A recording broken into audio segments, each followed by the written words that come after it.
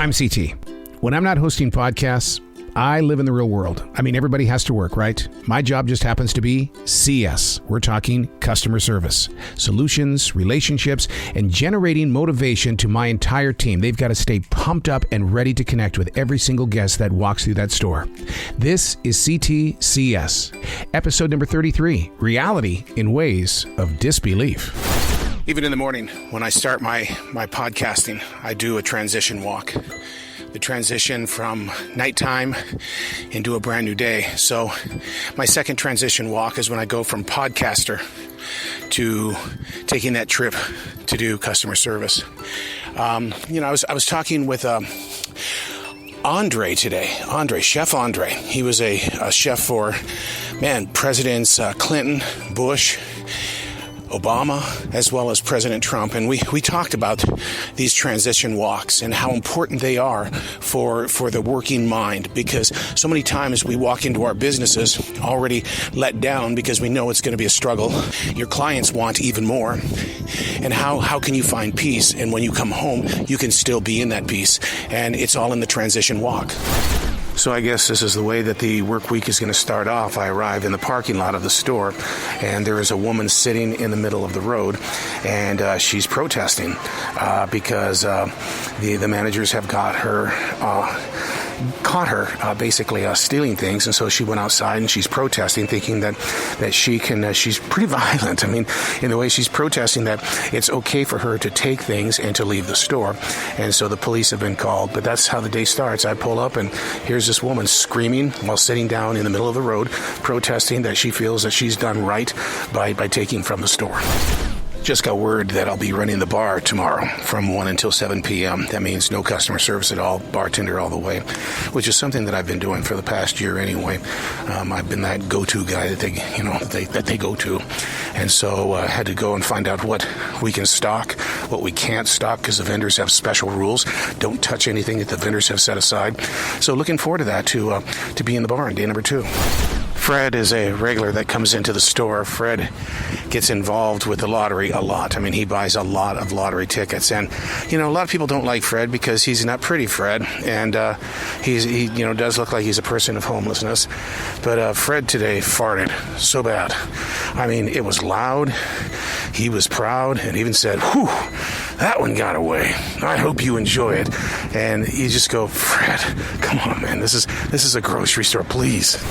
We have a guest with an injury, and the injury is a hand injury.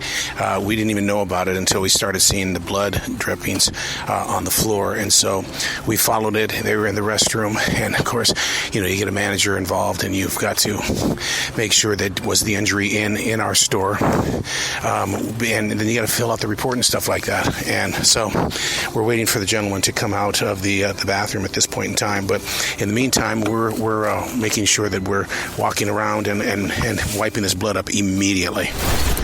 An update on the injury. What happened is that the guest actually cut their hand while they were at home, and they were on their way to the store to get bandages and stuff like that, and they didn't have it tight enough, the circulation and stuff like that. So the injury was definitely at home, bleeding on the way here, and then running in the store, and he realized, oh my God, I need to get into the bathroom first before I buy the bandages. I might be using the wrong term on this, a double standard. A gentleman comes in, he grabs a 6-pack of beer, goes over and sits in front of the live music tonight because it is Thirsty Thursday with live music, and sits down, opens up the beer and starts drinking it. And we wait very patiently for the 2 hours to go by if he's going to pay for the beer. Manager says, let him go. Double standard? I mean, why aren't people getting busted when we visibly see it? Day number 2, no holiday weekend, but it is a weekend, and temperatures should be up in the 80s here in the Carolinas for the month of April. And it all starts with the transition walk. Mainly today, I need it because it's going to be a huge change today. I'm not going to be in CS. I'm going to be at the bar because the bartender is on vacation. And, when you spend the majority of your time wanting to be that team player that can go in any direction to fit in all 4 corners, then it's moments like this where, you're being called to a different area, and today this is what you're going to be doing. So it's going to be really interesting to go from a high-spirited, energetic guy to a dude stuck behind a bar. I'm not even at the store, and the anxiety is rolling. And this one came from a phone call out here on the transition walk. I mean, the phone said potential spam, so I thought, oh, what the hell, I'll just answer it anyway, just find out what they're spamming me with. Hi, this is Marjorie from Health and Wellness, and we just got a couple of things that we'd like to run by you to see if you're interested in doing them. So she goes, is this so-and-so? Is this your last name? Blah, blah, blah, blah. And then she goes, your birth date is 12/23/1942. And I went, what? No, you got the wrong guy. No, we got the right guy. I said, no, if you don't have my birth date right, what's the story here? And I said, you came in as potential spam. She says, well, I told you who I was at the very beginning, and then here's where I became a smart butt. I said, well, I could tell you I'm Jesus Christ, and what would you say? She says, do you perform miracles? I said, every day I open my eyes. So, conversation ended. Setting up the bar. It's kind of a lonely place. I mean, there's a bar that's not open is an empty bar. So you just got to get it all set up, and you got to get the glasses and everything all ready. And so I don't want to break any of these glasses at all. That'd be so embarrassing to do. But we are going to have some specials tonight because it is a Friday night, and get everything all nice and cleaned and spiffy so that when we get ready to rock, we're ready to go. I think the funniest part about being in the bar area today is you've got the one person who doesn't know anything about beer or wine. So it's taken me 35-40 minutes to find out where I'm going to put this bottle of wine. I have no idea where it is. It looks like a French wine, but I go to the French section and I see nothing like it. So it's good. That's my goal for the entire next 8 hours is I'm going to figure out where this bottle of wine goes. You know, I thought it was going to be one of those things where you just stand around at the bar, but you know what? We're taking care of all of the drinks. Everything that's in the coolers and all that kind of stuff, and so you got to be stocking it, especially when it comes to these seltzers and stuff like that, because those are a hot thing right now. And so you're doing a lot of lifting and you're doing a lot of pulling, and man, I mean, just one thing disappears for a second, and all of a sudden it's like, get in there, make it look good. And the goal, sell alcohol, buddy. The bar patrons are pretty funny in the way that it's a comparison game. It's like, hey, my child did this, my child did that, and everything starts off with family first, and then it goes into, well, man, what beers have you tried here in Charlotte? Because Charlotte has become such a mecca when it comes to local beers and everything like that. Then it goes into, where in the world have you traveled on your vacation? But it's just fascinating to be a listener and not always be the person talking. And, I still think that one of these days I would love to just get permission to record the conversations, because I would just make this so much more interesting. More blocking of the beer and wine, but I just saw one of the best T-shirts, and it goes along with the Oscar Awards, and that is that Don't Be a Richard. You know, it's like King Richard, the part that Will Smith played, Don't Be a Richard. I burst out laughing. I mean, but I understand don't be a dick and stuff like that, but, it's like, don't be a Richard. It was like, we carry our messages with us, don't we? Returning to a life of normalcy. The bar is closed. Did all the cleaning up. It's like bagging. There's a lot more to it than what people assume. I think one of the hardest working jobs in a grocery store are those that go out there to get those carts.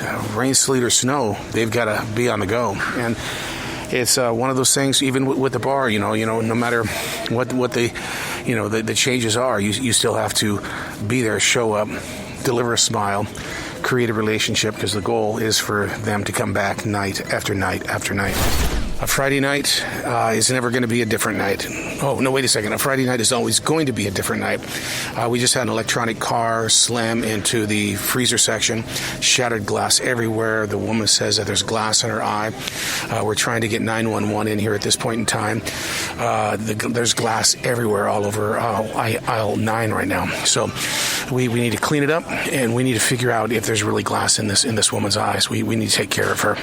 We need first aid in here as soon as possible. Looking at the store video, she absolutely, without a doubt, hit the freezer door on purpose, and then there was no glass that actually flew up into her face that we can see. But police are definitely on the way, and because she hit the door, and then now she's going around the store, and she's hitting different end casings and stuff like that. So we're just trying to figure out what we're going to do with this. In the parking lot right now, trying to figure out what she did with the electronic cart. We have a feeling she stole it. They wanted her out of the store so quickly when she basically kind of admitted that she was faking that she had glass in her eye. And so we said, we're going to call the police, 911. We're going to get you some medical help. And then so she started getting really kind of freaky on us. And then she just took the cart and just started banging her way out of the building. I mean, she was just going, weaving. I mean, it's like just a wild drive around that thing. And we needed to get people out of the way. I have been all over this parking lot. She's obviously taken it completely off the premises. What you can do now is you hope to God that somebody sees it, calls the police, and then they pull it over. Because isn't that what happened the last time that someone stole one of our carts? They pulled the person over and sat the cart down, and I had to go over and pick it up. But the electronic cart is gone. We just got word that the police department has located the cart about 1.75 blocks away. And we're on our way. We're on our way over there to pick up the cart. And we don't know if it has electricity or power to it, so I don't know why it would go that far. But the good news is we're going to have our cart back in the store again tomorrow. And, wow. All you can do is you got to take it for what it is. I knew what the snake was when I picked it up, and I knew that I would meet good people and very bad people. I wish I could send you this picture that I just took at 5 minutes past 10 o'clock. 5 minutes ago, the store closed. 3 minutes before 10 o'clock, a young woman, blonde, maybe 5'6", comes out of the lane number 1, and she's got all of these groceries. I mean, just a ton, like dog food. We've talked about this before. The people that steal, that run out that door, have got a pattern. They stack their groceries the same way, and then. And it caught my eye right away, and I'm going, wait a second, what's going on here? And so I stopped her and I said, hey, look, can I see your receipt? Yeah, it's in my purse. And I said, can I see your receipt? Yeah, it's in my purse. No, see, the part I'm asking about is I need to see your receipt. Well, I paid for this. Well, show me the receipt. And then she got all huffy and puffy and said, go look at the cameras, and then walked off. $353 worth of groceries at 3 minutes before closing time. And now we're doing putbacks. Transition walk, day number 3. Which actually should be day number 4, but I took yesterday off because, like most people in retail and other jobs, you have that side job. And we've been professional entertainers for the past 29 years. And so we had a performance last night, a 5-hour performance. When you're your own roadie and you're performing, and then you got a roadie again by putting the equipment away, you ache the next day. And that's what I'm bringing into customer service today. A lot of ache. Oh my God. I thought I left all the bad luck on Friday night. Not so. Nobody's coming in for tonight. 2 people have checked out. That means my late night closing hours tonight. It's me. And we're hoping that another person on the register will stay a little bit longer. We're waiting for his answer. Otherwise, it's me. A gentleman just walked up and he's got a Just Do It t-shirt on. I said, do you think the average person knows where that comes from? And he says, yeah, it's not Nike. It's Arthur Williams, who is a part of an insurance company. And he says that the best thing you could ever do is go on YouTube and look up his Just Do It speech and listen to it every day. See, this is why I like customer service and I like just listening to people, because people bring knowledge to you. You learn from the knowledge, you spread the knowledge. The manager on duty was spotted in the bakery section, and I looked at him and I went, oh my God, you're baking cookies. And he says, to become a manager, you have to learn how to do it all. And he says, today, I'm not only baking cookies, but I'm putting them in their special little containers so we can sell these cookies hot. And I was like, see, that is the stuff that a lot of us need to see. We need to see that there's a lot of things that go on behind the scenes. These things just don't magically appear. Managers are putting this stuff together. Sundays are those types of days where you have a lot of people that have basically they've been out of town all day and they're making their way to the grocery store 7, 8 o'clock at night. They're extremely tired. They're not focused or anything like that. And so what they do is they overbuy for their shopping cart, and then you end up taking back $30 or $40 worth of groceries. So, but you get used to it, but you don't get used to it, and you just got to stay positive no matter what. And even that is a difficult thing. A man comes into the store and he buys a gallon of milk. His card won't take it. So he says, okay, I'm going to go try a different kind of milk. Comes back, card won't take it. So he tries 5 times, same card, trying to get milk. And it's in. I asked him very politely. I said, "Is it quite possible that your card is empty?" He said, "No, it's not empty. It's not empty." So then he wants to go back and do it a sixth time, and then out of frustration, he just walks off. And so we're there with 6 gallons of milk because he never took the gallons back. He just kept leaving them at the thing. I still wonder if we're not being TikToked, because I still wonder if somebody is not in a corner filming what's going on, the reactions and stuff like that, because it's stuff like this that I think most people would probably just get really furious or make some sort of scene, but no reason to. So the day, I believe that I talked about this where I first came in and all these people weren't going to be here tonight, and I was going to be in the store all by myself. And we have a superstar player that all I do is I go up to him and I said, I realize that you're scheduled to get off at 8:30 tonight. Can I get you to stay until 10? Man, I would really appreciate it because I need your help. And he's always, yeah, let's do it. And so even though it was very stressful because it is a Sunday night and people are coming in late because they're just getting back in town, the dude showed up and made sure that we at least had some breathing room. So now that I can have some breathing room as we venture forward.